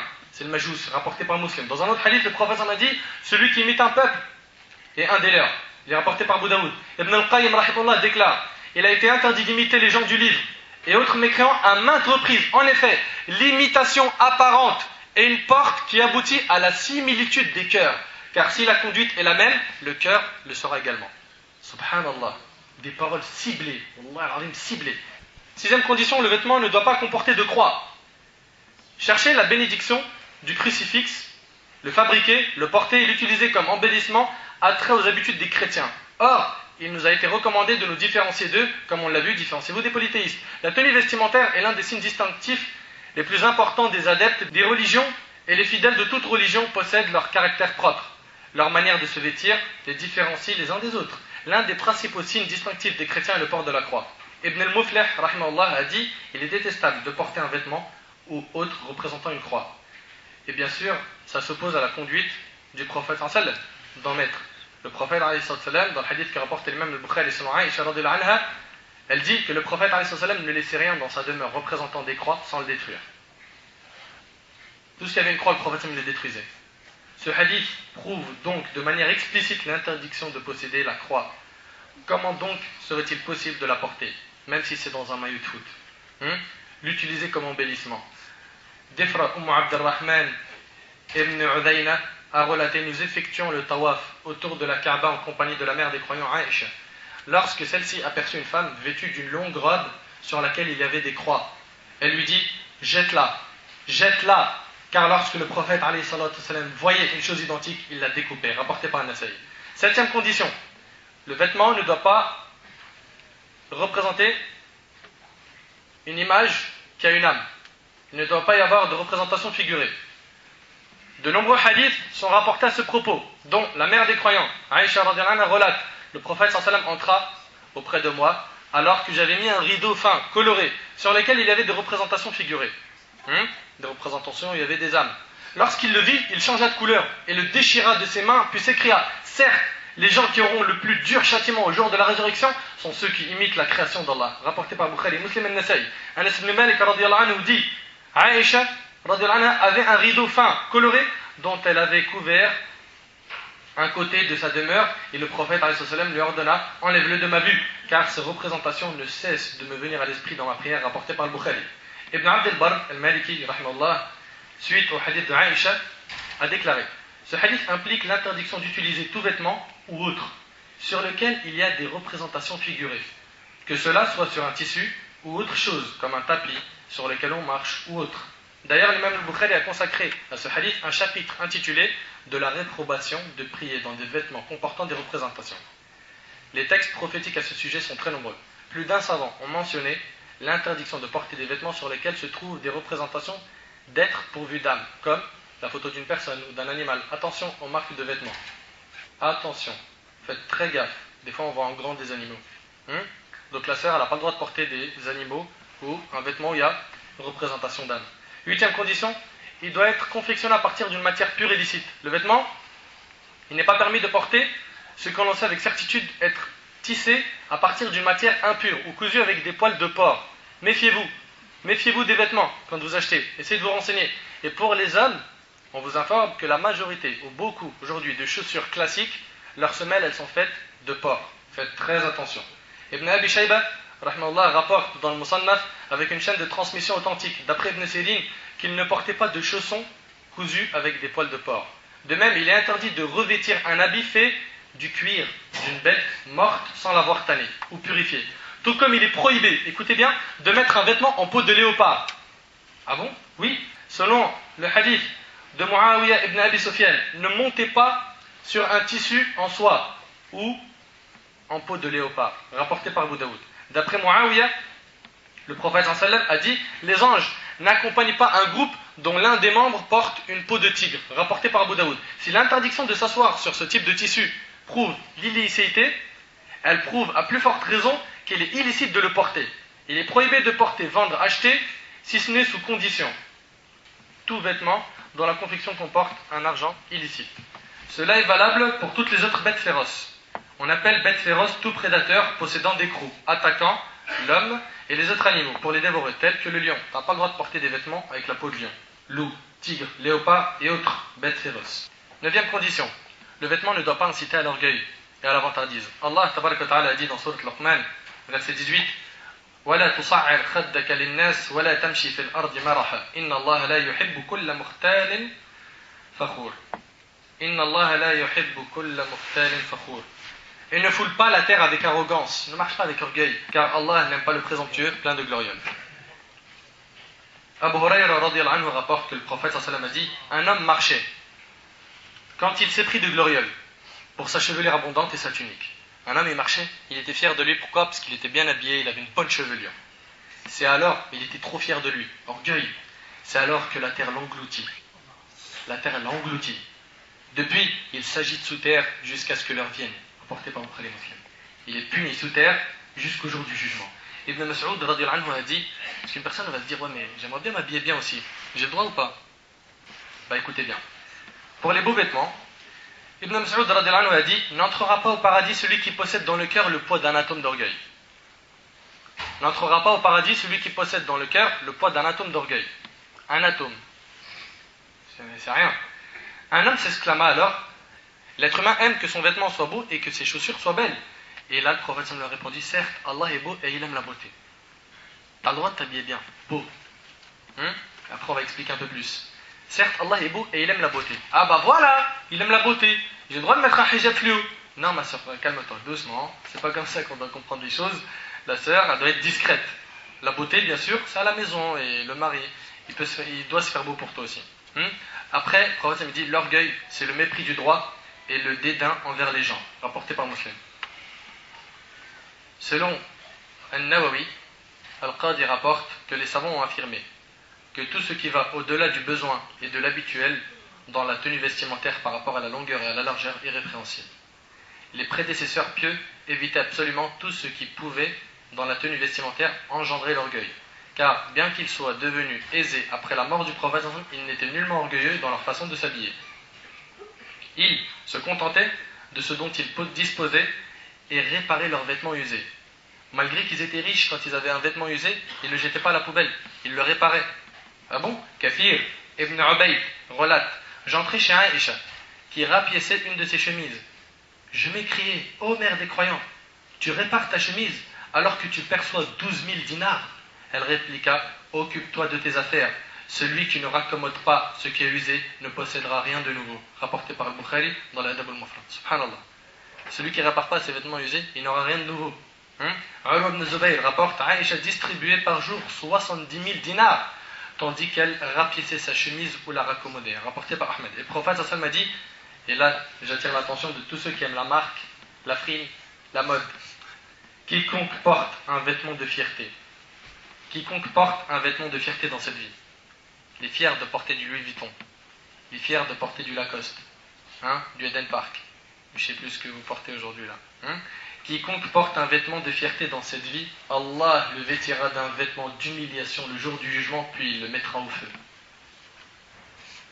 Tu cherches la paix, tu cherches à te la raconter, Allah il va te faire porter des vêtements d'humiliation le jour du jugement et tu seras jeté en enfer. Rapporté par Abu Daoud, il convient donc à la musulmane religieuse qui désire obéir à son Seigneur de se choisir une tenue se pliant aux conditions religieuses et dont la confection et le prix sont les plus modestes.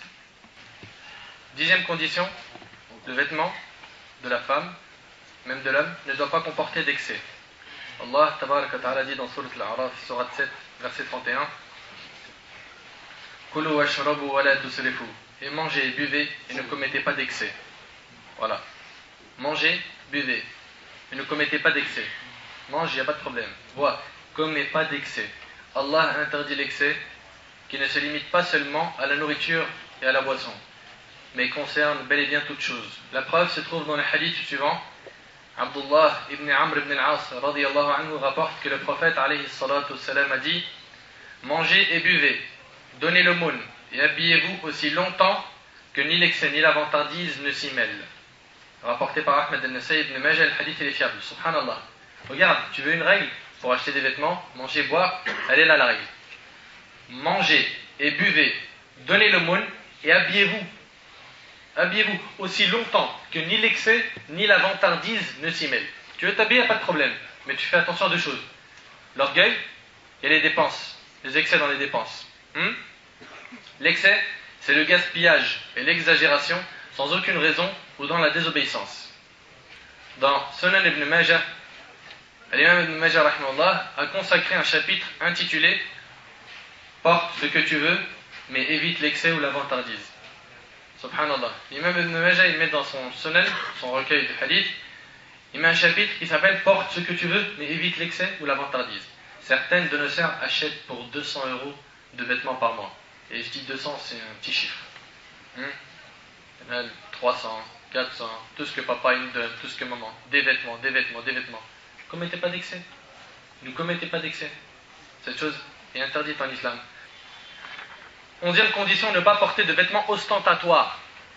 Ibn al-Athir, pas Ibn Kathir. Ibn al-Athir déclare: ostentatoire ici consiste à montrer quelque chose d'une mauvaise manière jusqu'à ce que les gens finissent par le connaître.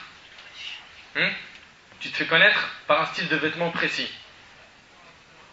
On explique. Al-Hussein ibn Abd al-Rahman relate: Zabid al-Yammi portait une tunique et j'entendais Ibrahim, qui est Ibrahim al-Nakha'i, rahimahullah, le blâmer à cet effet.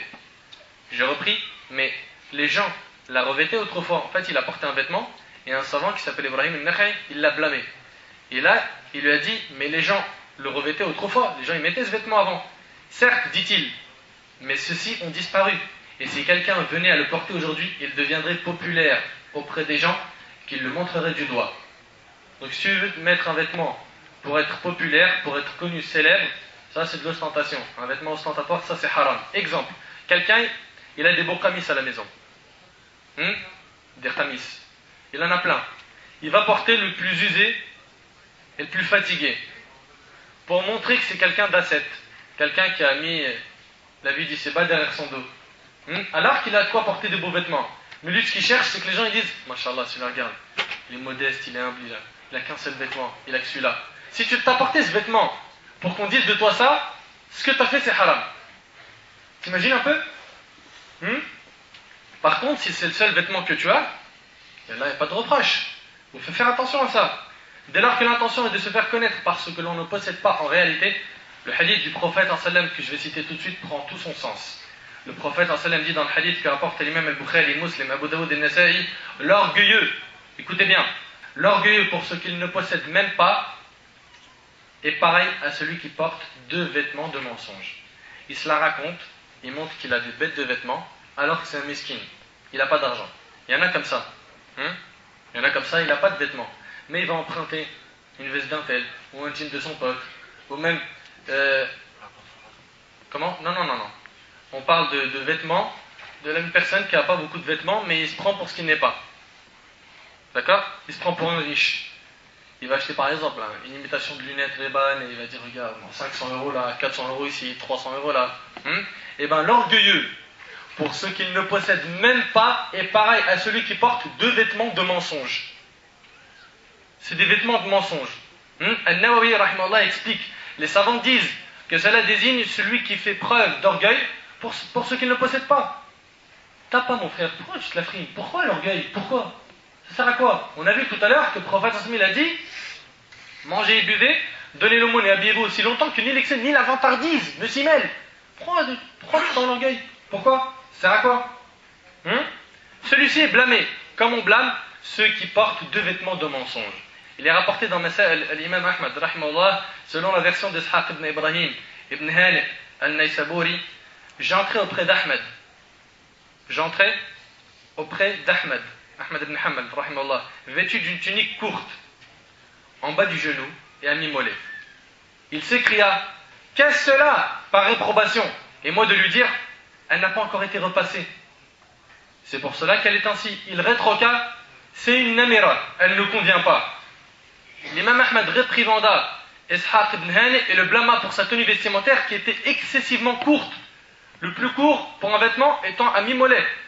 Il dit, c'est quoi? C'est de l'exagération ça. Quiconque exagère dans le raccourcissement fait preuve d'injustice. Ça c'est ce que lui a dit l'imam Ahmad. Et il rapporte aussi de Cheikh al-Islam ibn Taymiyyah qui a dit les prédécesseurs détestaient 2 formes de tenue vestimentaire. Celle qui concerne un vêtement trop long ou un vêtement trop court. C'est des trucs qui attirent vraiment l'attention. Soit quelqu'un d'humble, de modeste, d'inaperçu, un passe-partout, ne te fait pas remarquer, ne fais pas en sorte de sortir du lot. Pareil pour toi ma sœur. Non, moi je vais porter mon gilbab, mais je vais mettre une broche qui brille rouge, comme ça dès que je passe, la sœur au gilbab avec la broche rouge. Pourquoi tu te fais remarquer? La discrétion.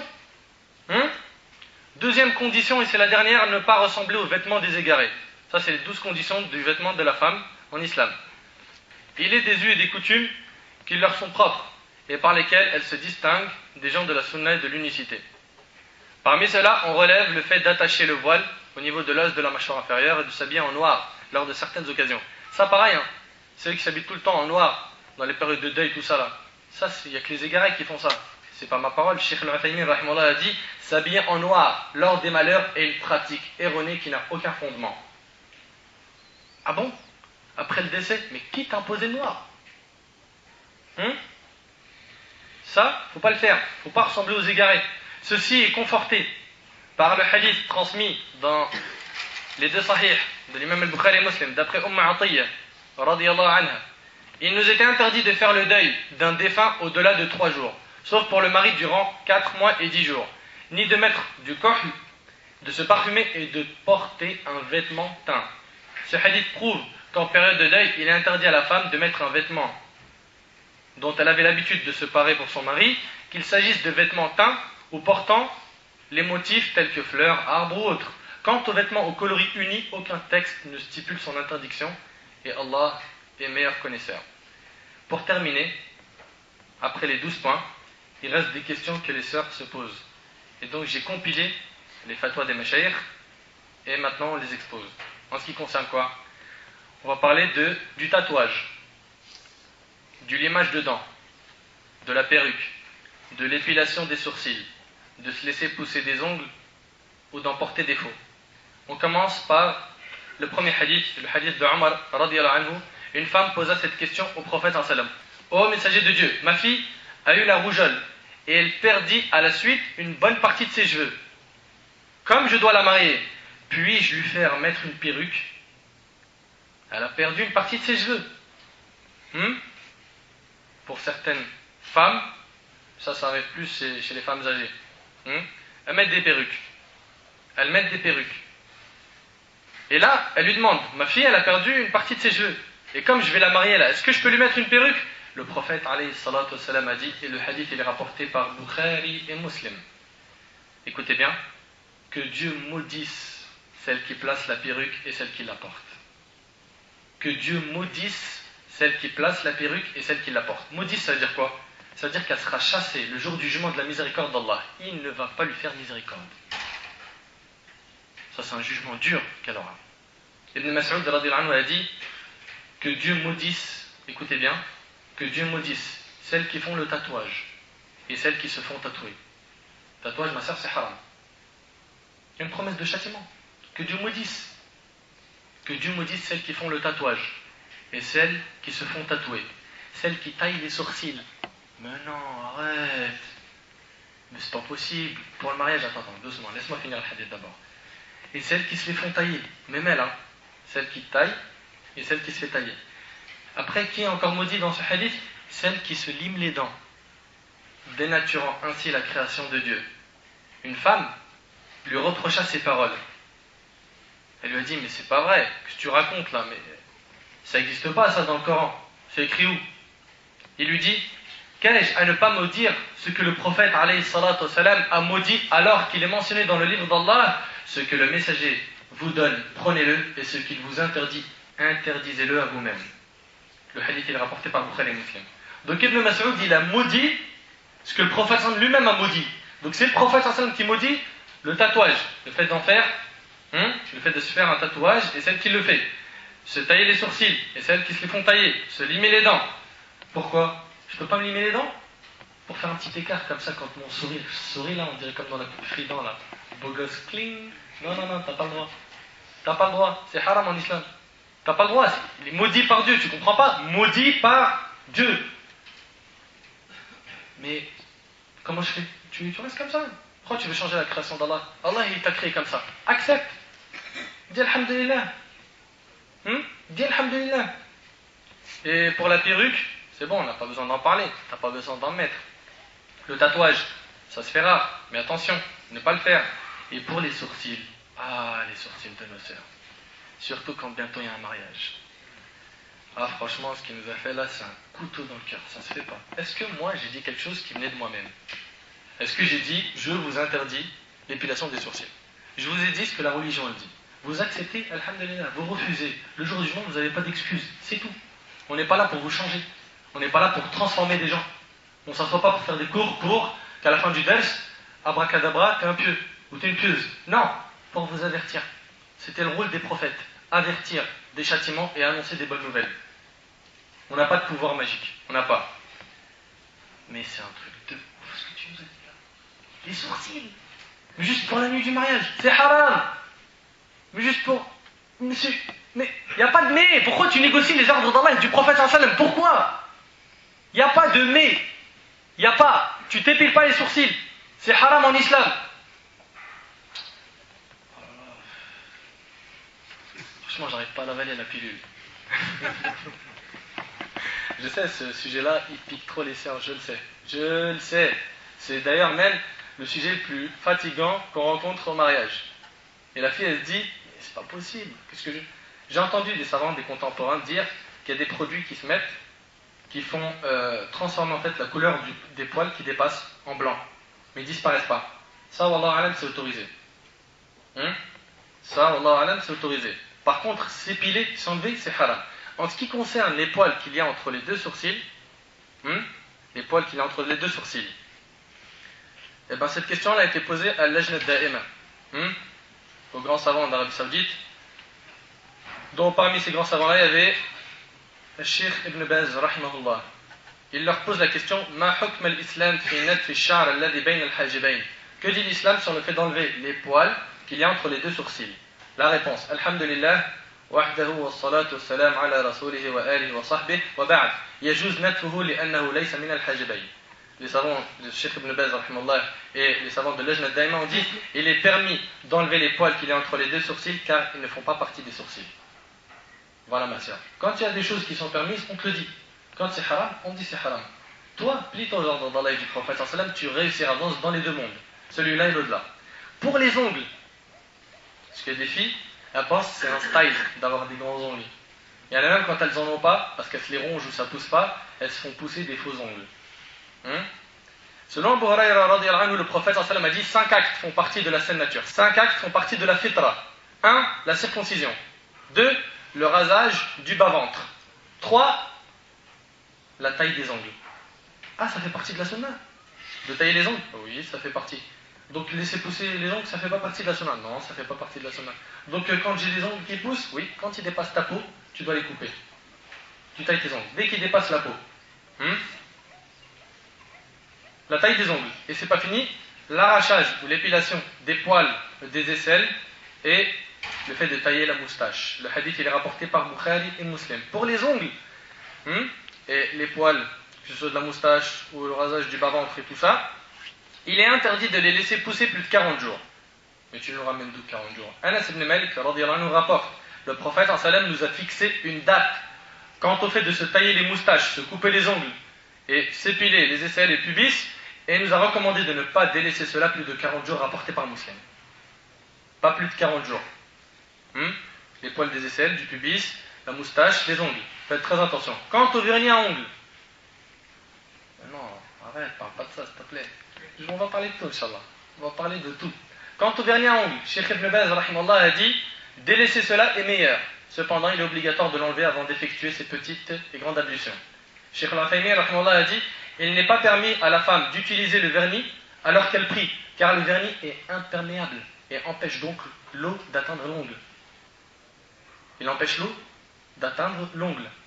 Et toute chose qui empêcherait l'eau d'atteindre les parties à purifier est interdite pour celui qui s'apprête à accomplir ses ablutions. Par contre, lorsque la femme est dans sa période menstruelle, elle ne prie pas, elle est indisposée, rien ne l'empêche de se mettre du vernis.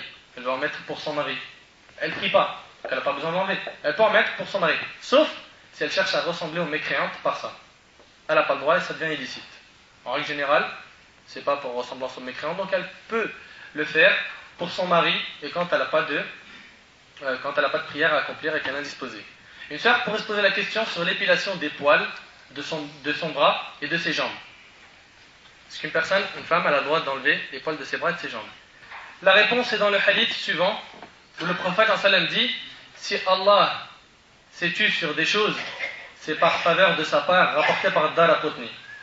Si Allah s'est tu sur des choses, si Allah n'a pas parlé de certaines choses, c'est par faveur de sa part. C'est pour nous l'autoriser.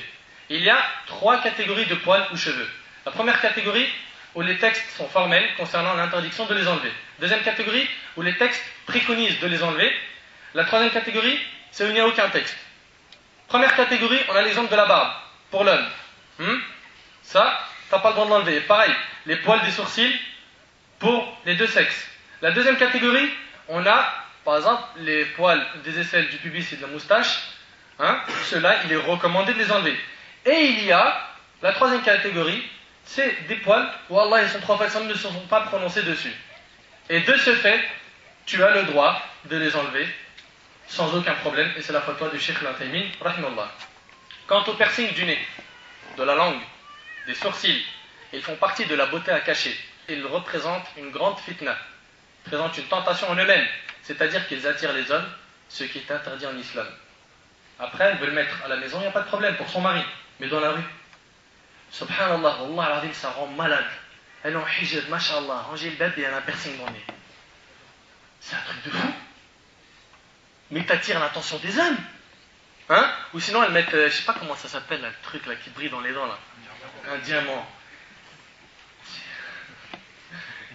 Il n'y a même pas de mot à dire. Qu'est-ce qu'il y a à dire? Un diamant. Comme ça, quand je souris, arrête de faire n'importe quoi, là, il dit que ma soeur. Et même mon frère aussi.